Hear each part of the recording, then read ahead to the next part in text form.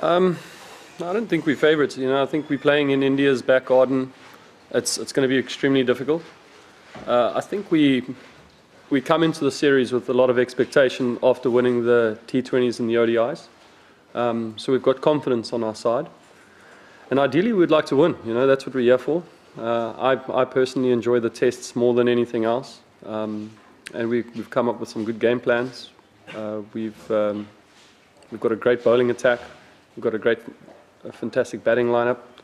So we're up for the challenge, that's for sure. But cricket's cricket, man. So you can't exactly say who's favourites or not. But it's going to be really difficult. But we're up for it. Comes back to your gentleman in the front over here's question. I think pace through the air, is really important. With the wickets here being pretty slow on the slow side.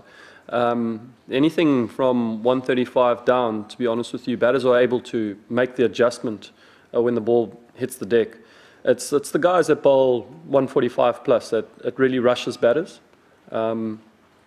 It gives you a lot less time to be able to adjust when the ball's maybe reversing or there is a bit of something off the deck. So, one of my key things that I've done here is I've been able to bowl fast. But control is another thing. You've got the new ball.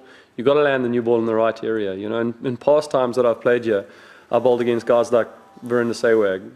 That guy was a nightmare to bowl to. He scored 300 in Chennai. And if you missed your mark by just that much, he would smoke you, Whereas I feel now, I think India's batting lineup slightly different. The two opening batters kind of let you bowl to them a little bit more.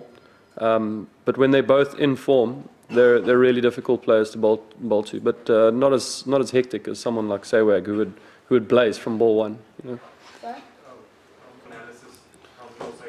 No, we do obviously a lot of homework with regards to who we're playing against, where players get out, especially I guess their last 10 innings. How have they gotten out? Is there a pattern that's built up? Because it's not rocket science. Jacques Kallis always used to say, top of off with the odd bouncer to any batter in the world is really difficult. And that's generally it, really. But you get a guy like Sachin, who would, when you bowl the top off stump to Sachin in the past, he'll hit you through points. If you bowl the top off to Murali Vijay, he'll probably hit you through covers. So it's important to know where you want your fielder to be. The delivery stays the same, but the batsman's shot making will change. So it's about getting into his head a little bit, maybe looking at his last 10 dismissals. If there's been an area where he's gotten out, maybe, I don't know, caught mid-wicket, for example, short mid-wicket, putting a guy there and making him aware that I know that's where you've gotten out. I know you're uncomfortable getting out there. Stats tell me in your last 10 dismissals you've been out there 8 times. I'm going to put the guy there and I'm going to tell you about it too, that he's there. And if you get out to him, I'm going to laugh at you too. So, it's that kind of thing, really. But it's not rocket science. I think I'm going to probably try and hit the top off with the odd bouncer. Probably a lot of bouncers. No, it's really tough. I'm not going to lie to you. And it doesn't get easier every year, I won't lie that.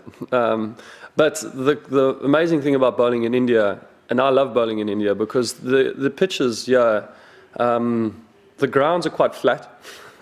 Whereas in South Africa, you've got this massive table where the pitches are, and it feels like you're running uphill before you have to bowl. Whereas here, it's like you're on a tartan track. It's like you're running flat.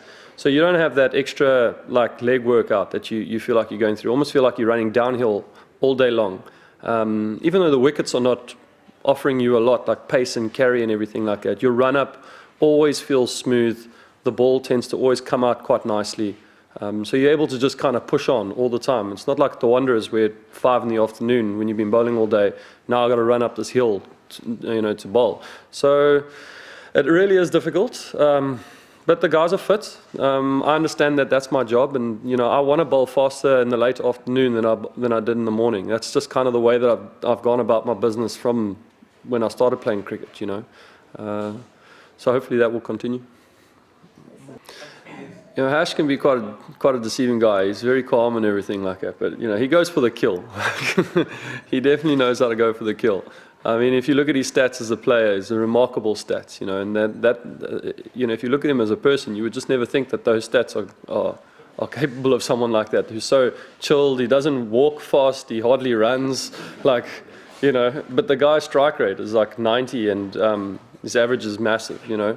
And then as a captain, he's exactly the same. He might come to you with this very calm way of talking, but, you know, when he tells me to do something, it's like, I am pumped up, I'm ready to go, you know. So he's a very clever guy too. You know, he's been around the block for a while, very chilled, brings a lot of calmness into the team, but has a great presence about him because of the amount of cricket he's played and the respect that he's earned.